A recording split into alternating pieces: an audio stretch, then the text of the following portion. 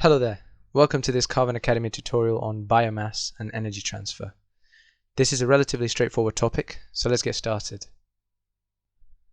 Here are the aims of this tutorial. We will be defining what biomass is and explain how it can be measured, define gross primary productivity and net primary productivity, and see the factors that affects gross primary productivity, followed by defining net productivity in consumers and recalling its formula, and also distinguishing the differences between food webs and food chains.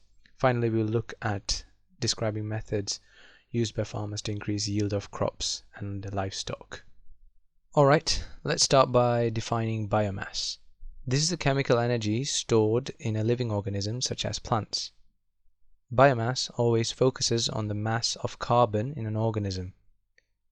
Because of this, biomass can be measured as mass of carbon per unit area with units kilograms per meter squared. A common exam question asked is to determine how biomass is measured. You firstly dry the sample in an oven at a low temperature. This is because high temperatures can burn the sample, removing the carbon from it. Next, you weigh the sample at regular intervals until the mass becomes constant. This ensures that all water from the sample has evaporated. This is important because the amount of water in each organism varies, so it's better to measure the dry mass. An alternative way to measure biomass is using a calorimetry. You should be familiar with this from your GCSE, so what I'm about to say shouldn't be a surprise for you. Here, you burn a sample of dry mass to heat a known volume of water. You then measure the temperature change to calculate the chemical energy stored. Here's the equation. Again, this should be familiar to you. At A level, you're likely to be given this equation and asked to work out certain quantities. Okay, now let's understand the difference between gross and net primary productivity. Gross primary productivity, GPP for short, is the total chemical energy stored in a plant's biomass per unit area. A point to note is that primary productivity always refers to plants. Net primary productivity, NPP for short, is defined as gross primary productivity minus respiratory losses. The NPP suggests the amount of energy available for the primary consumer. Both GPP and NPP are expressed with units of mass or energy per area per time. So an example of this is kilojoules per meter squared per year. There are certain factors that affect gross primary productivity, and they are mainly factors that affect the rate of photosynthesis.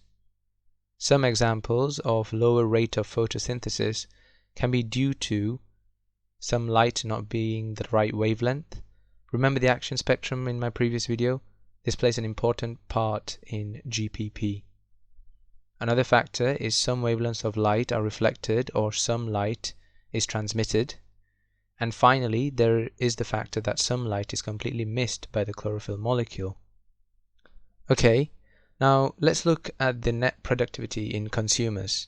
Energy for all consumers is obtained from ingesting biomass, and the energy in consumers can be lost by indigestible food, which is egested, i.e. excreted as feces. A lot of it can also be lost via respiration, and in mammals especially, a lot of energy is needed to maintain the core body temperature. Net productivity in a consumer is calculated by this formula, N equals I minus F plus R, where N stands for net productivity, F is the chemical energy lost in feces or urine, I is the chemical energy ingested in food, and R is the energy lost through respiration. Now this should be familiar to you from GCSE. Both food webs and food chains show direction of energy transfer. Food chains specifically show the energy transfer between each trophic level, such as producers, primary consumers, etc. Food webs, meanwhile, consist of many food chains in an ecosystem. A point to note is that a complex food web is associated with a stable climax community. So this here is an image of the food web, which wouldn't be a surprise to you, and the pyramid here refers to the trophic levels. Alright, we're nearly at the end now. We'll look at how farmers increase yield of their crops and livestock. There are two main types of farming. Firstly is intensive farming, which aims to provide cheap food in large quantities in order to meet the demand. Successive intensive farming involves restricting animal movement, keeping them warm so they lose less energy to maintain body temperature.